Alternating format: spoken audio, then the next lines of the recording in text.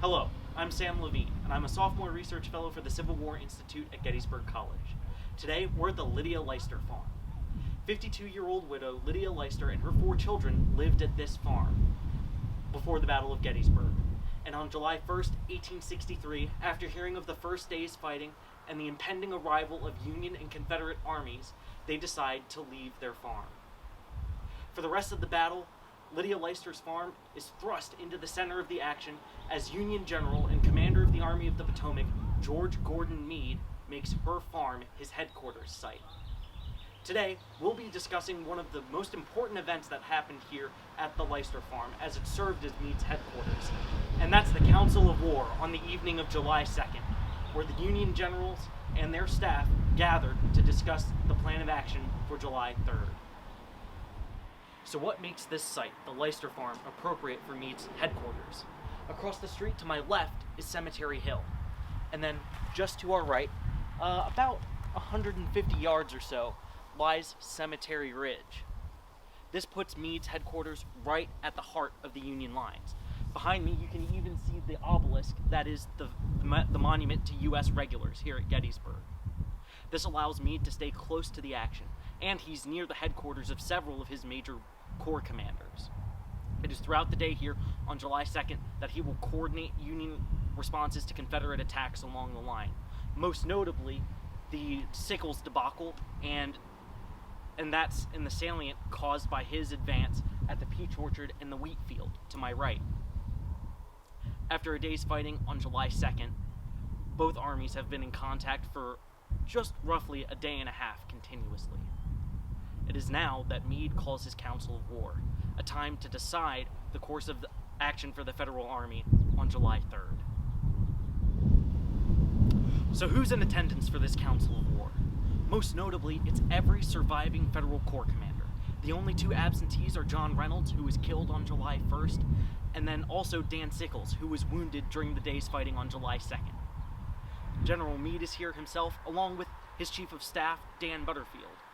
Another notable attendee is John Gibbon, a division commander from Winfield Scott Hancock's 2nd Corps. John Gibbon, in his memoirs post-war, gives us one of the best accounts of the Council of War. You see, Gibbon isn't expecting to be there. He's not a Corps commander, so he's taken a little bit by surprise when he is summoned by Meade with Hancock here to the Leister farm. So why? Well, after the day's fighting on July 2nd, Winfield Scott Hancock becomes responsible for the remnants of Dan Sickles' 3rd Corps. This promotes Gibbon, Hancock's most senior division commander, to roughly level terms as he'll help manage the responsibility of the 2nd and 3rd Corps with Winfield Scott Hancock on the coming day's battle of July 3rd. So what's the decision being made here? Meade wants to poll his generals' feelings, see how they feel after the day's fighting on July 2nd, and what the course of action should be for July 3rd. Now, this is an important distinction to make. Some historians have thought that Meade calls this Council of War because of his indecisiveness, that he doesn't quite know what he wants to do. But this is false. Meade had already sent a telegram to General Henry Halleck, the Chief of Staff of the Army, in Washington, D.C. earlier that day, informing Halleck of his decision to stay in Gettysburg. This is Meade just trying to poll his generals to see how they feel.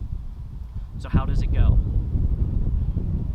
When Meade proposes the question of, do we stay in Gettysburg, it's a unanimous vote for yes. John Gibbon is asked to vote first, and for a very important reason.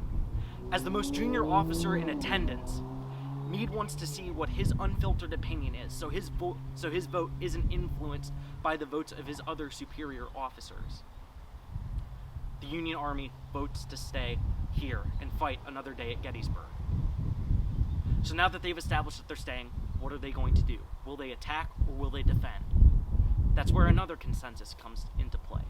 The Federal Army agrees that if General Lee does not reinitiate contact on July 3rd, they will wait 24 hours before attacking Lee. In the early morning hours of July 3rd, 1863, it is not Pickett's charge that draws Meade's immediate attention in the aftermath of the Council of War. Just a couple of hours after the meeting ends, cannon fire erupts from Culp's Hill as General Ewell reinitiates his assault on Federal positions on top of the hill.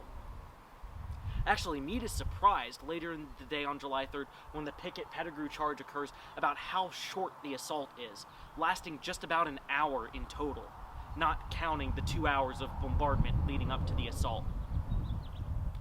In the aftermath, the Federal Army will stay here to initiate burying the dead before going on to pursue Lee's army. So what comes in the aftermath of the Council of War? For starters, Dan Butterfield tries to weaponize the meeting against Meade, saying that no good commander should have to rely on the input of his subordinates to make decisions. This calls back to the Napoleonic doctrine of the time, and Napoleon Bonaparte's opinion that commanding generals of armies should be able to make all their decisions by themselves. What really occurs is a masterstroke of leadership genius from Meade. He makes sure that all of his corps commanders and all of his major commanders are on the same page for the coming day of battle. He instills confidence in them. He's checking in with them to make sure that they're feeling okay about the state of their parts of the army. Finally, this meeting is very important because there are few other times during the war where we get to see such a wide cast of characters from Union leadership come together. So many corps commanders in one place is a very logistically challenging feat to pull off, as most of them already have their separate duties to attend to, and some of them disagree on political bases. But often forgotten from popular histories of the battle, like the novel The Killer Angels and the movie Gettysburg, the Council of War is an integral part to the Union decision-making here during the Battle of Gettysburg. I'd like to thank you all for joining me here today at the Leister Farm.